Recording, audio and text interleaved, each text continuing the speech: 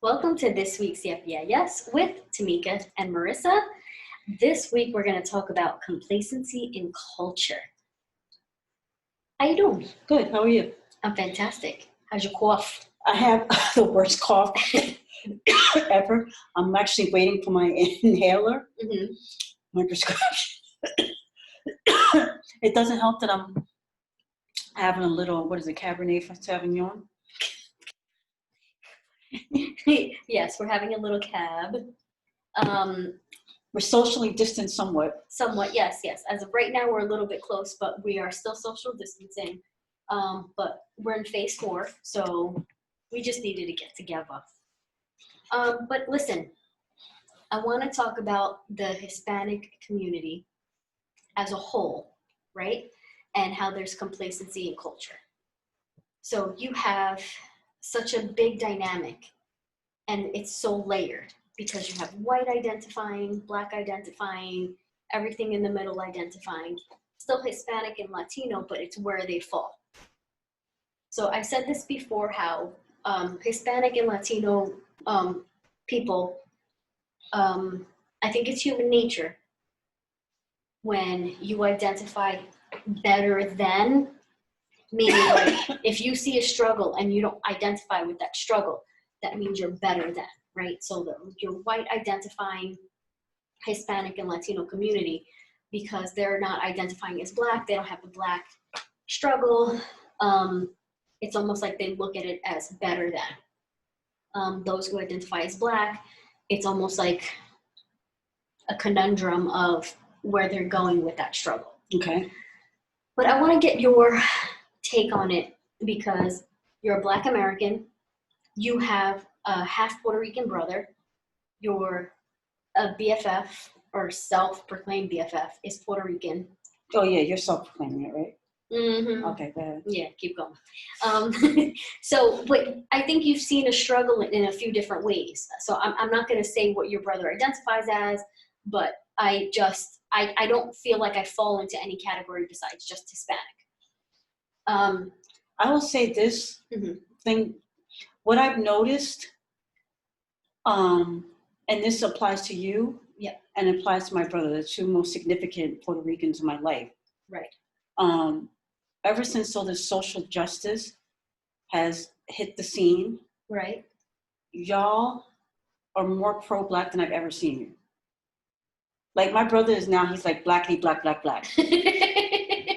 He ain't never been blackity, never. Blackity black, black, black. Okay. You okay. all about Black Lives Matter. Uh-huh. I have never known you to be anything like that. You know what I mean? So I think social justice and George Floyd, Breonna Taylor, Ahmaud Arbery, like all of this stuff, like we've seen the Philando Castile.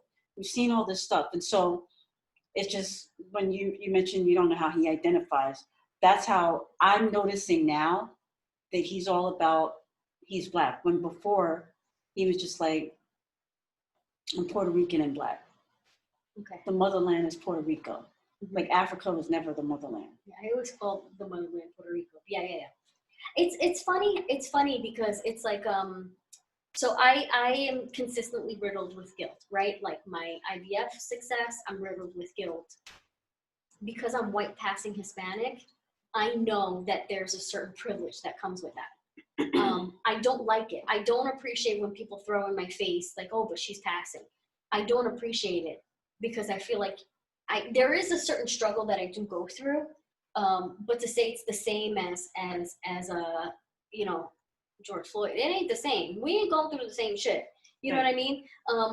Even I can say that. Yeah. My struggle ain't the same as Floyd's. Right. So, or was as Floyd's was.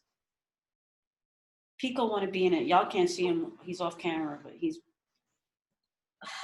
So anyway, this is part of what happens when you decide to record at your self-proclaimed BFF's house, her self-proclamation. So like I was saying, so the Hispanic culture complacency. So there is, I'm going to steal something from the Black community. So the paper bag syndrome, right? So Hispanics, they have this thing called "y cómo salió," How did she come out? How did they come out? How did it come out? Talk about a baby. So when a baby comes out a little bit fairer, oh, salió bien, came out good. A little darker, all right, well, we'll see what we can do. If your baby got light eyes, girl, it's popping. It is popping. So I wouldn't say a paper bag exactly, but there's like a y cómo salió. How did they come out? So I would say it's very classist, but there's also complacency within the culture. So I'm gonna give an example. So I grew up in Riverdale, in the Bronx. I was gonna say my formative years, kindergarten first and 1 month of third grade, was very diverse. I wasn't really exposed to racial epithets, racism. I was very young. I moved to Puerto Rico. Everybody's Puerto Rican, but now it's classist. I've always said this. Puerto Rico is very classist. What school do you go to? What do your parents do? What neighborhood do you live in? Things like that. I came to Long Island for high school. Oh man, that was rough. So I got here in 8th grade. So I guess that would be junior high school out here. And I went to a public school in Central Islip, in CI. Long Island. In Long Island, Reed Junior High School. And it was such an adjustment because it was a minority community, but it was like, oh, you're from Puerto Rico, blah, blah, blah, blah, blah. Oh, you're from the Bronx, blah, blah, blah, blah. But it's like, but we ain't the same though. So I didn't fit in with the black kids, didn't fit in with the Puerto Rican kids, didn't fit in with like the small white kids.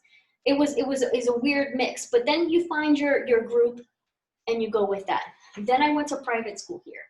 And that was the most disgusting experience. And I have a hard time talking about it because it was just, I'm not gonna say it was a dark time in my life.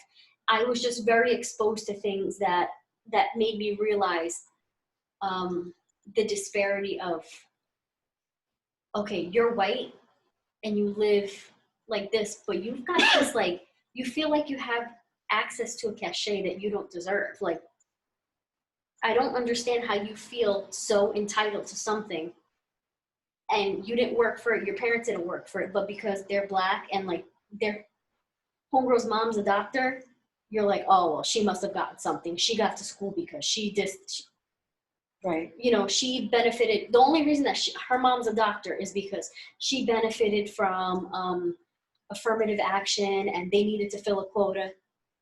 Wow. So you're taking away somebody's hard work. You can't give allowances to hard work because they're black or Hispanic. But then I'm gonna say the complacency of culture within my own community is like, I was having a conversation with Lieutenant Colonel Lawson, retired Lieutenant Colonel Lawson, and we were talking about education. And he made such a significant point, and it stood with me. He was saying the complacency within cultures, meaning it'd be your own people, right? Within our own people, let's say we have, everybody gets a test. And within our little subgroup, everybody gets a D. Oh, well, it's all right because homegirl got a D too. And he's saying there's complacency within the culture where somebody else might say, oh, wow, it's a self-proclaimed, I got a D, but I don't want a D, I want to do better. Translate that to just your whole life, the complacency within culture. When we get put on, when we do something great, what do? We hoard information and we move out of our neighborhood. We don't share how to be successful unless we're charging you for it. We don't share about our new Anglo white identifying neighborhood because I worked for it, you didn't. Well, why don't we stay in our neighborhoods? Why don't we make our neighborhoods better? Why don't we share in these things? The funny thing is that my experience with Puerto Rican, so my stepmother is Puerto Rican, but she identifies as black. Right, yeah. And it's funny enough, I had this conversation with my dad about her. I was like, I don't understand why she keeps calling herself black. She's Puerto Rican. Like, he's like, yeah, but her struggle is just as relevant as Black people. Where she grew up, was also economically depressed, and she was given the same pushback as so many Black people. So she just, and she's darker. So when it's like you're identify with with the people that you see are being oppressed. So if you see yourself in them, then you're more inclined to say, I am them. Even though you know that my ethnicity is Black. I mean, ethnicity is Puerto Rican. My race. My race is Black. Okay. I said, oh, okay. So I was like, but mind you, this is somebody who's like lighter than me. she's not lighter than you. Yes, she is. No, she is not. She's lighter. She's not lighter than you. Okay. She's not lighter than you. Anyway, I mean, we can have this discussion all day. I mean, she ain't coming on the show, but she ain't lighter than you. But she's light. She's very light. Y'all are comparatively light compared to each other. Anyway, now you made me lose my train of thought. I hate when I do that. That happens to me all the time. I'll be in the middle of talking and making a point, and I'll say to myself, "Ooh, bitch, you poppin'," and then I'm like, "Oh my God, what happened?" I remember. So you were talking about, so they move out. Right. There are also segment of the Latino Hispanic population that's like, I ain't leaving. Yeah. And that's her mother and her mother's friends. Right. My stepmother and my dad, they moved to Long Island, got a beautiful home out here, nice property, whatever. And they were like, we got a home, we got to play a room for you, Mom. Come live with us. She's like, I'm not leaving my projects, my home. I'm not leaving. Right. Even during this quarantine, she's like, no, I'm staying inside. So there's a segment. It depends on what, like you were saying in Puerto Rico, it's about class. And I believe that when you come to this side of America, because that's the only thing I can speak of, right, is that there's a level of, like, the class of people will determine the life that you live, and whether you want to stay in that life or move out of that life. Yeah. You will see, quote unquote, white people be like, that's who I want to be like, or you not. You just, like, I was watching, I watched the Fat Joe show, and he was talking about his parents. He's like, he'd been trying to move his mom and dad out, and they were like, these are people.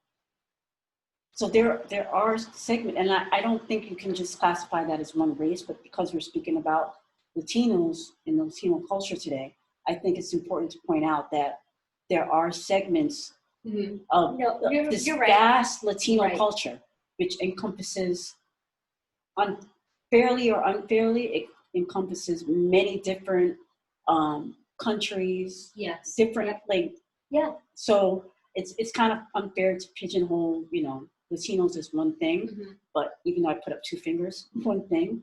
But I think it's also important to point out that how, like you said, with the class thing, it's when it comes to this mainland, it rears itself in a different way.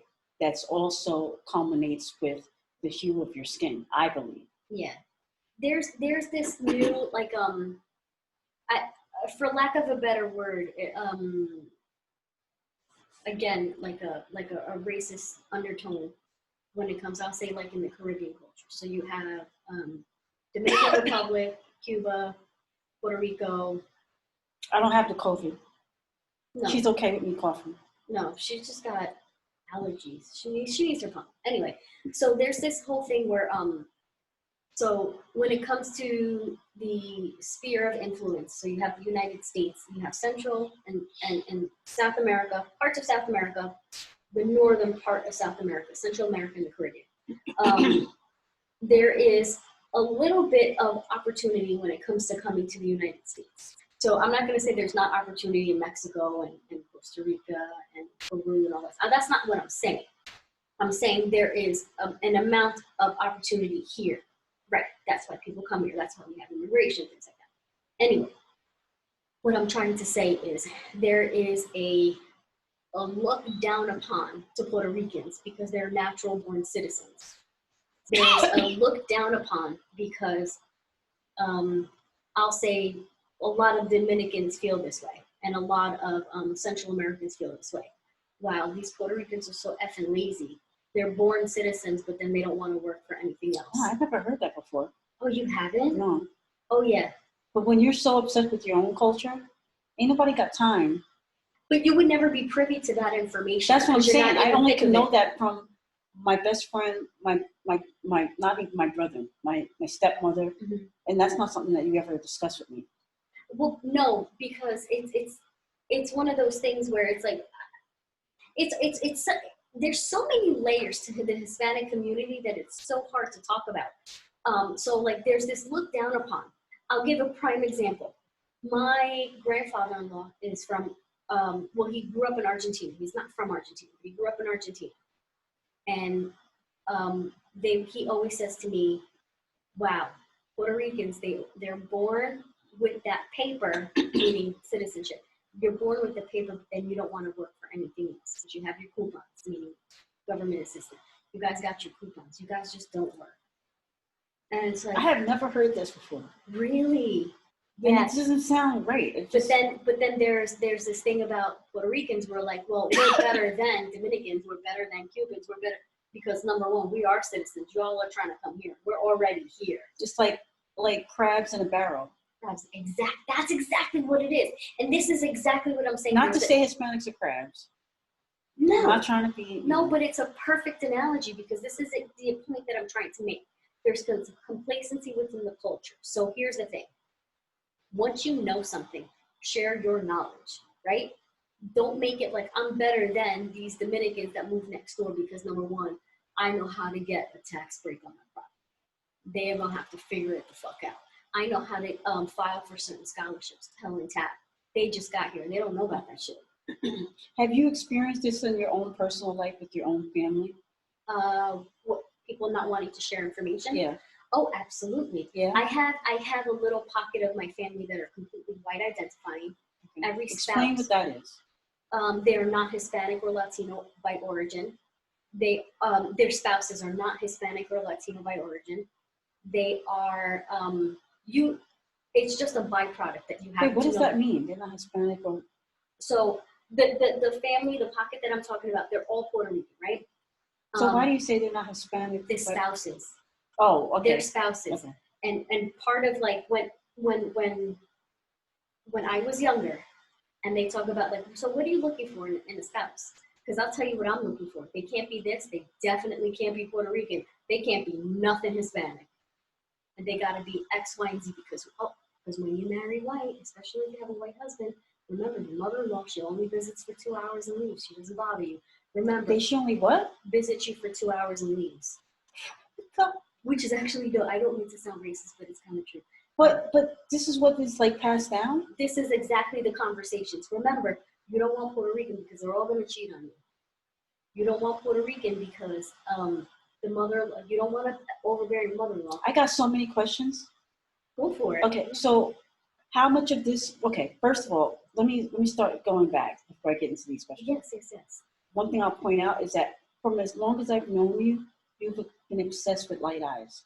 Yes. To the point that it's made me uncomfortable. Yeah. I've never said that to you. But I don't know if that happens to be like a cultural whitewashing or because my mother did have light eyes. So I don't know. But it could be both. But it's also something so I haven't had very, very, very dark brown eyes. And most people in Puerto Rico have dark hair, dark eyes. So it's the anomaly. It's the allure. But it's like an obsession with you. I know. Like to the point where it's like sometimes I would think that you might, like, if you went on a date, like, like, my grandmother used to be like, I'd be like, how was church? She'd be telling me what people in church were wearing. Yeah, but what was the sermon about? Yeah. So when you go on a date, you're like, he had green eyes. Like, yeah, but how did he treat you? Oh, he's cool. He's all right. He's fine. Yeah. He has such great eyes, though. But anyway, yeah. I always looked at that and was like, okay. Like, who doesn't like different eyes? Yeah. Eyes that are unusual, hazel, whatever the case may be. But it's not something that it's not like a trait for me. Yeah. But there are people that do.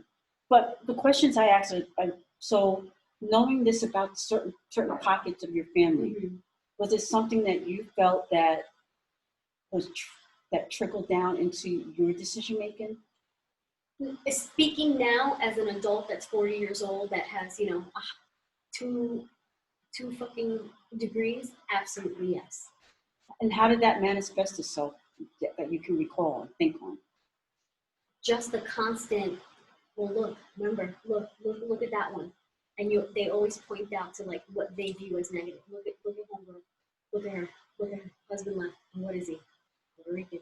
See, he don't bring home his check and make sure that everybody's okay. He's Puerto Rican. Look at this one that keeps cheating. Puerto Rican. Oh, look at the way they fight. Look at the way they fight. They put hands on each other. Puerto Rican. My white husband doesn't do that. So how do they feel about the Puerto Rican men in their family? Well, because you have a lot of Puerto Rican men in your family. Well, here's the thing, though. Now, like most families do. I mean, yeah. Well, but this is that thing where it gets dicey. So you have pockets that only like is Hispanic or nothing, Hispanic or black, or don't effing talk to me. Right. So those are looked at like just a notch a little bit down, and those that had significant others that have white identifier Anglo, it's she'll be married for a while. She'll be married forever. Or he'll be married. It's so. And the thing is, I know my family's gonna listen to this and not want to agree. If you don't agree, sit in your own space, in your privacy, your bathroom, on your toilet. If you don't agree, it's because your spouse is not Hispanic. If you don't agree, your spouse is Hispanic, and you don't want to come to terms with what you've heard in our family. Wait, if you don't agree with what I'm saying right now, your spouse is Hispanic, and you don't want to agree that this is the shit that you've heard. Well, why can't it be why can't it be that your spouse is white? Then you agree. Then what you're saying is what I'm saying to you right now. Okay. You're like, yeah, that's kind of how we talk. That's kind of how. And I'm gonna say it started with so I'm gonna say my grandmother was a very, very strong influence in the umbrella of my family. Mm-hmm. She married a Danish man, and she was looked at homegirl done did good. Not only should she have 2 babies with light hair, light eyes, and light skin, he's white. She did good. She'll be fine. It didn't matter that he would disappear. It didn't matter that he ended up dying when he was 41. Yes, he had a brain tumor, but it didn't matter that he wasn't always around. What mattered is that she had 2 light-skinned babies with light eyes. And then that got drilled in. Yeah, but you know what? He never put his hands on her. All of her brothers. You start thinking of reasons. Yes, all of her brothers that had Puerto Rican wives, when I tell you that they would fist fight in family arguments, they would fist fight with each other. That is not okay. But why? The whole reason of like, they wouldn't call to action to the men in their family. It was like, it's because they married Puerto Rican. It had nothing to do with the person. It was because of the race. Exactly. Which is totally not. It's crazy. Yeah. Not crazy, but. And I've had family members that have say to me, "You think you're better than me because you have a white husband." Yeah, and I'm like, well, first of all, you haven't had a conversation with nobody because he's also South American. But I know. Why even? Why does it matter? I don't know. No, I'm not even gonna say that. But wait, people have said to me them saying this to me, or my answer to them. Your answer to him is, well, you don't know him because he's South American. He's also South American, yeah. But I think it's because I don't want to feed into this family hierarchy of what they have. I don't want it. I have never heard you refer to homeboy as South American. Yeah, all the time. All the time. You don't. I've known you for 20 plus years. You have never. We make jokes about. You know what? Maybe to the outside world, because I you know what? I think I have a The boy is not South American. Okay. Let's be real. Okay. You got a white mom. It's different. But no, the thing is, I can't. I just want to end the show right now. You can't. No, the thing is, here's the thing. It's like when my family says these things to me, when these family members have said these things to me, when it comes to being a negative, I happen to really like him. So when they say these things to me, I don't want that I don't want to fall into this pigeonhole of like, we got her. We showed her what the right way was. The white is right. So in order to, okay, let me get this straight. Mm-hmm. So your way of telling them that they were wrong Mm-hmm. is to proclaim that he's South American, when in fact... What are you talking about? His dad was born in South America. Well, you just said that, didn't you say somebody was, what family member did you say on your side was somewhere, but they weren't from there? You could be born somewhere and not be from there. Oh, it was what You just mentioned like no, not 15 minutes ago. Not my family. It was Homewood's family. Says to him, no, it was my grandfather. Right. My grandfather. Okay, so his wife. No. You weren't talking about your husband's family. You were talking about. I think you were talking about your own family. There was somebody from shit. Anyway, but my thing is that you can be born somewhere and not be of that culture. Yeah. I mean, there's people that are born. We were in Ireland. We were Asian speaking Irish with Irish accent. Yeah, that was like. Well, my point is that you can be born somewhere and not be of that. Mm-hmm. Yeah, but now we're talking about stereotypes, though. I feel like we're getting into no, I'm not talking about stereotypes. I'm not even going there. I'm just saying, like, we know through and through, like his peoples from Argentina. Yeah. Okay. Oh, but on his maternal grandmother's side. Okay, so go ahead. Finish. Yeah. Be all that as it but you're using that to quell the noise from your other side of the family by saying, see, we told you, but you don't marry Hispanic. Right, you did good because you didn't marry Hispanic. But his dad is from South America. And they're like, oh, come on. That doesn't count? No. And then you have the people that say to me, oh, you think tell them Guyana.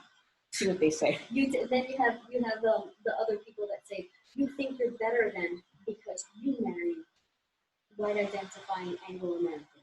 You marry a white guy. And it's like, no, what are you talking about? And then I'll be like, no, his family's from South America. But it's one of those things. So are you caught in a conundrum there? I am. And still, here at 40 years old, and we're talking about, I'm still caught in the conundrum. That's what I'm not trying to be a therapist or anything. I'm just trying to get to the root of this here. Because I'm trying to figure out. And this is what I'm saying, the Hispanic and Latino community is so layered. This is why we have such a juxtaposition in, number one, how we identify, what causes we identify with, how we rally the troops, how we proclaim and self-identify. So why don't we speak to you as opposed to, because in another way of speaking, I was really having this conversation with my mother today about an author who was making generalizations about Black people. And at the end of the day, I think that's part of the problem in our American society, is that we tend to feel that one person speaks for an entire culture. I've said it, but I've said it 1,000 times. So, but how do you? What I'm saying is, like, how do you identify? Do you identify as? What is this? I like the term you use. Anglo-American. Self-identifying. What did you say? Anglo-American white identifying. Yes. Like, what do you identify as? Hispanic, Puerto Rican. Period. Puerto Rican. So when people ask you what you are and you say I'm an American, why not just say I'm Puerto Rican? Because I know what it is my assumption. I shouldn't say I know, it's my assumption that they need to put me in a box because I don't have sense. But what's wrong with being in the box of Puerto Rican?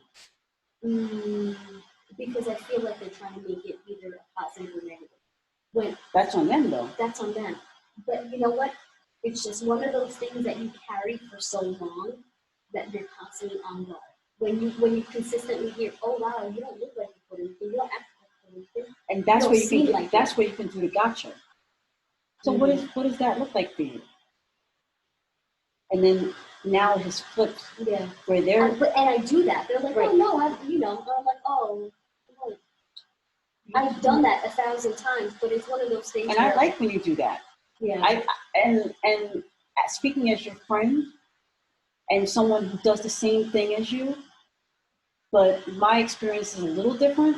Mm-hmm. But speaking as your friend, when you just say I'm American, I just wish you would just say I'm Puerto Rican. Yeah. For me, but it's not about me. You know Yeah. what I mean? Because I know on this side, when people say, "What are you?" and they want to pigeonhole me into a hole because of my features. Right. And American's not enough, and that's all I got to offer. I think it also depends. Like, do I have time today? And is this You conversation? always got time to say I'm Puerto Rican. I know, right? No, but the argument, the like the back and forth. Like, do I really have time today for this? Like, are we gonna go down this road? Right. Do I have to learn you today?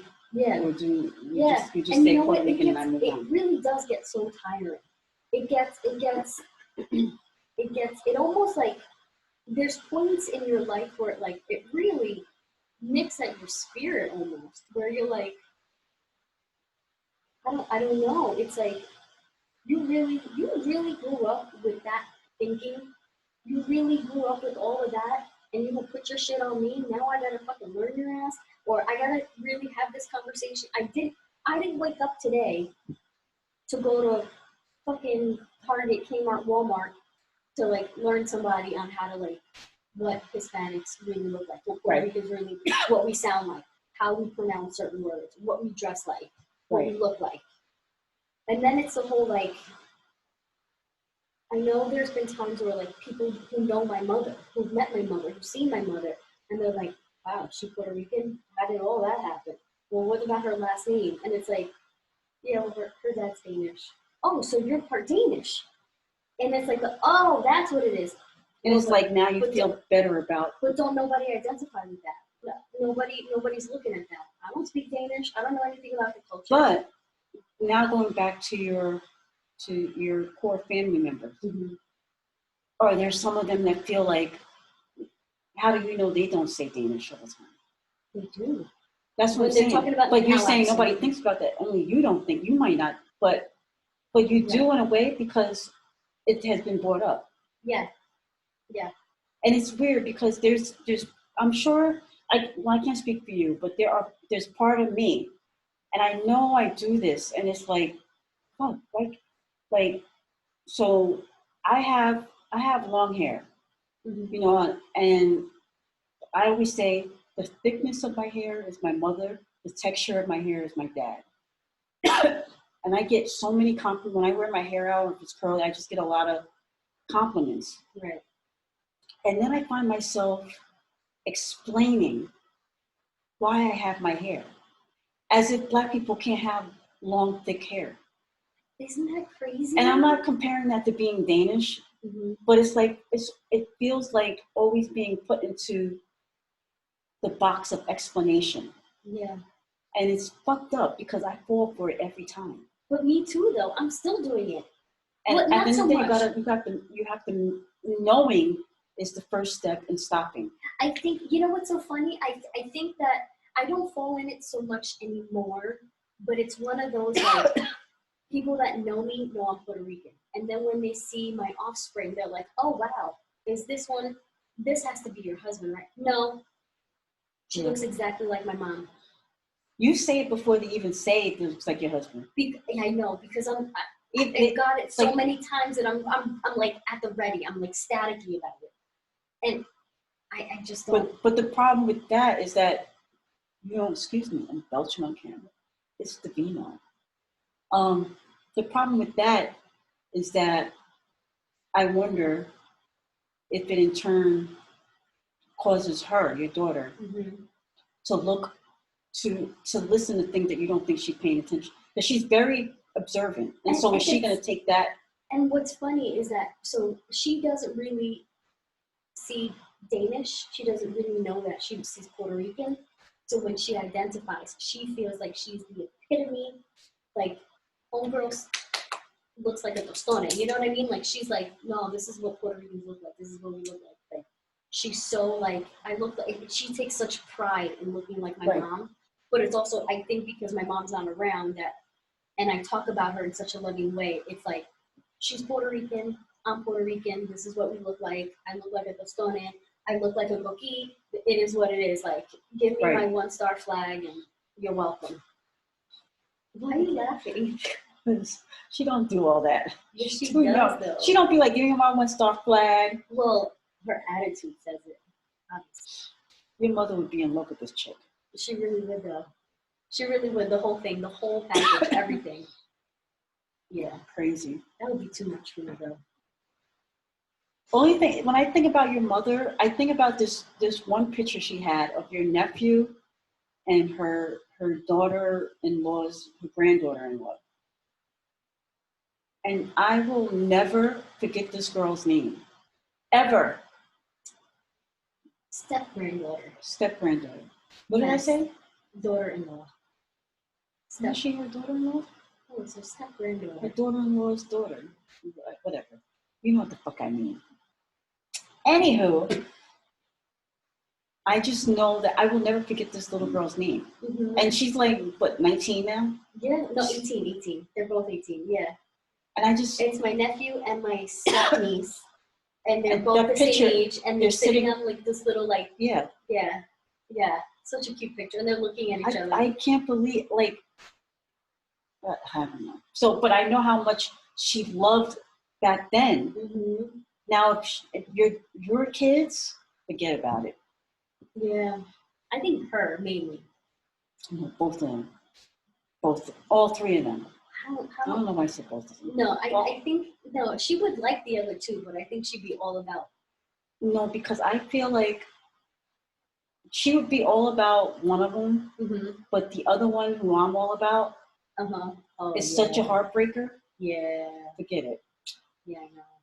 Get everything you want. Everything. Anyway. I know. Terrible. It's almost like, you know what, I, as an adult, wouldn't be able to, like, bitch, you fucking left me for dead on the side of the LA and you liked them so goddamn much. You was capable of all of this. Couldn't give me a quarter of it. But, you know, I'm salty. Whatever. I'll get over it one of these days. Anywho. I have a question for you. What? I want to transition a little bit to... Yep. That's trending. So, I want to talk about Goya. Robert Unani. Whenever I see his name, a side note, I think of Friends. Which Friends episode? Unagi. Remember? Yes. What this episode was that? I just remember the Unagi. Anyway. I feel like, right? Yeah. Anyway, so go ahead. So, okay. There are Puerto Rican-owned brands. He immigrated from his father or grandfather immigrate from Spain to Puerto Rico. Something like that. And started. Okay, so the CEO of Goya Foods, Robert Onana, held a press conference, and he is part of the think tank. And this is where this came about. He is part of this think tank for the Hispanic and Latino community, not coalition, but enhancement and welfare. So he's part of this. He was asked to be part of the think tank. So he's supposed to help the Hispanic community. So hold on a second. So because I'm a Libra, and I don't know if this means anything, and I want to see both sides because I genuinely, like, to walk away from Goya is a hard thing to do. So he feels like he got brought to the table to help the people, and then he got on a podium to say, we are truly blessed to have a leader like 45, who also happens to be a builder. And what he was saying with that is, like, he's building relationships within the Hispanic community for progression and success. So what? So you said you see both sides. What are your two sides? I feel like, so Robert is coming from the point of view, like, he's actually brought me to the table. He invited me to a barbecue to listen. Like, he's asking me to talk. Have we had that before?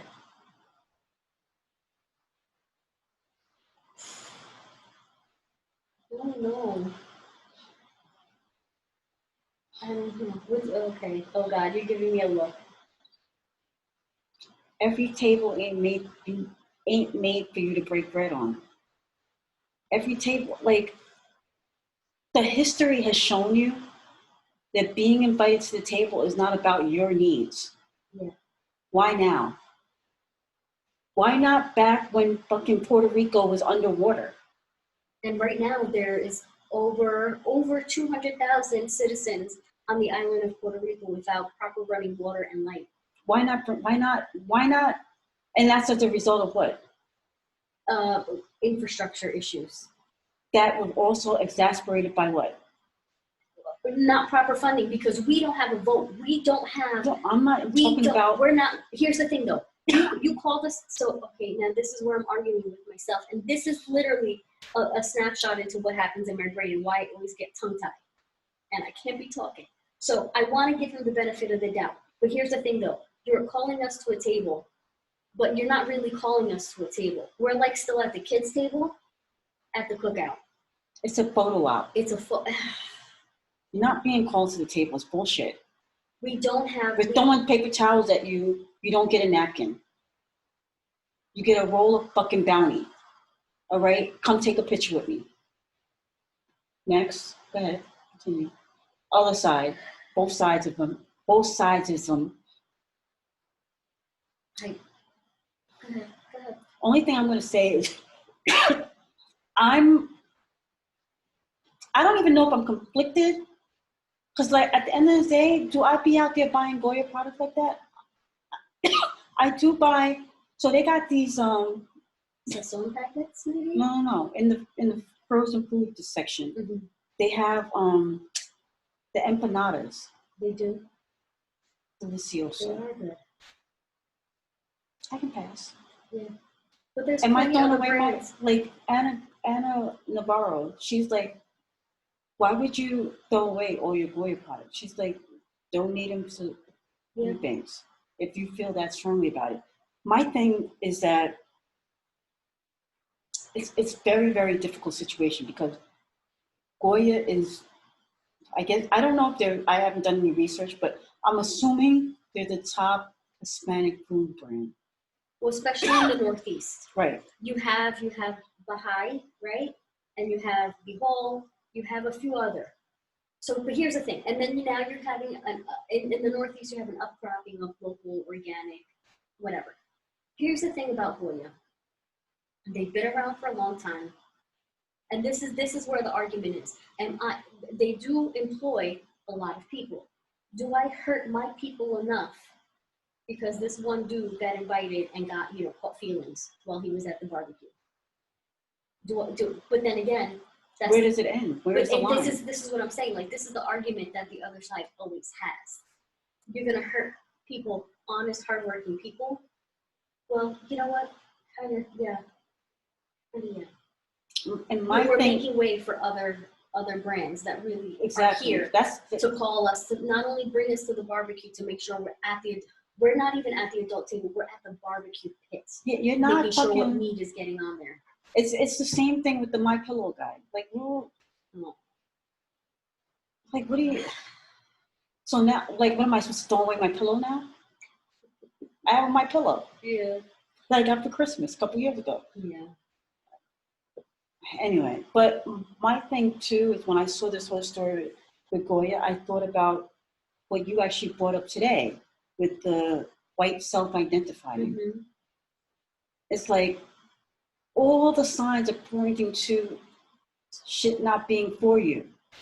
Yeah. And yet, because you identify more on this side, you're willing to take the darts and arrows and see people falter. Yep.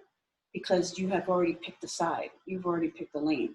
Yeah. On a side note, how ironic is it that Mexico's building won't let us come over there?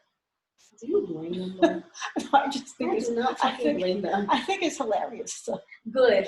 They said, keep building. Nah. Keep building. Good. Anyway. I think about, do you remember, what year was it when we had our flood, Katrina? 2005, I think it was.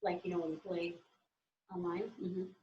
And one side said, let me guess, white, family, equality, logic, civility, male, meaning the words that were.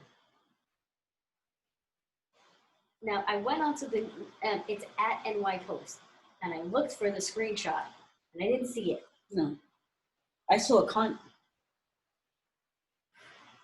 that was deleted from Words with Friends. One of my Words with Friends tried to put the word, like, no word found. I like that word though. I wanna sign off with something. It was something that I was looking for before. I was racking my brain who read the book. So No More Heroes, Grassroots Challenges to the Savior Mentality. That's the name of the book. Mm-hmm. By Jordan Flaherty. And maybe we should read the book too. We should. But there's two snippets out there. When you're accustomed to privilege, equality feels like oppression. Being born with privilege, it's easy to become so used to that privilege that we think of it as natural order of things. Stepping outside of that privilege feels unnatural, but is a crucial step to challenging systems of inequality. Second, the savior mentality always looks for solutions by working within our current system, because deeper change might push us out of the picture. This focus on quick fixes is also partly a product of an outrage-oriented media. We pay attention to an issue for one day, and we want to hear that someone will be fired or arrested. If that happens, we move on. Okay. What are your thoughts on that?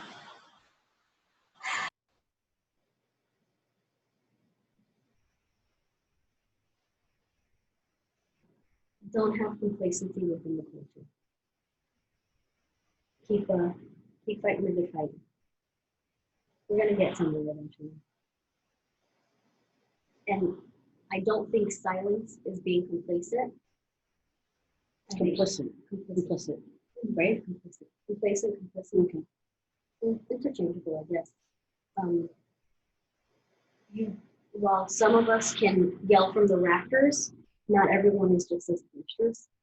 But even your small everyday actions and movements will move mountains. But that's not silence. But that's what I said. Some of us are not boisterous. We don't have to be so. No, but I'm saying that what you're saying is also not silence. Yeah. So silence is complicit, because silence doesn't necessarily mean a conversation. Mm-hmm. It can be what you're doing in your everyday life. Right. That's how I see silence. Mm-hmm. Silence to I mean, that can be another conversation, but silence to me is not necessarily what we're doing. Right. We can look at this as being vocal. Right. But silence can be somebody that just decided to donate, not being silent, I should say, can be somebody that didn't tell anybody, but donated $10 to Breonna Taylor's family. Right. Because that means that something struck a chord with you. Right. So we'll get it right. We're on our way there. I guess so. Well, where can they catch us? I don't know. Yep, yeah, yes, 18. On Instagram, Twitter, the Facebook is the Yep, yeah, yes podcast. You can catch us on Spotify. You can catch us on iTunes. You can catch the video. This video, right now that you're watching right now, you're watching it on YouTube. And yes, 23 inches is gone. Oh yeah, right? 23 How's inches. it feel? Terrible. Really? I feel naked. What organization? Let the people know she did decide to donate.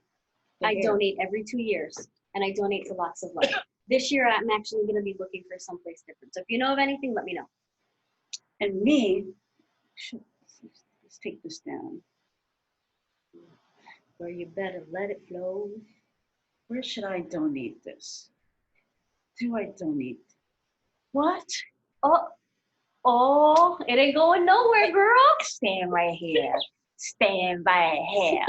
Stand right here. Stand right here. Now, donation, stand right here. Anyway, Goodbye. bye, y'all. Bye. Oh, I should stop there.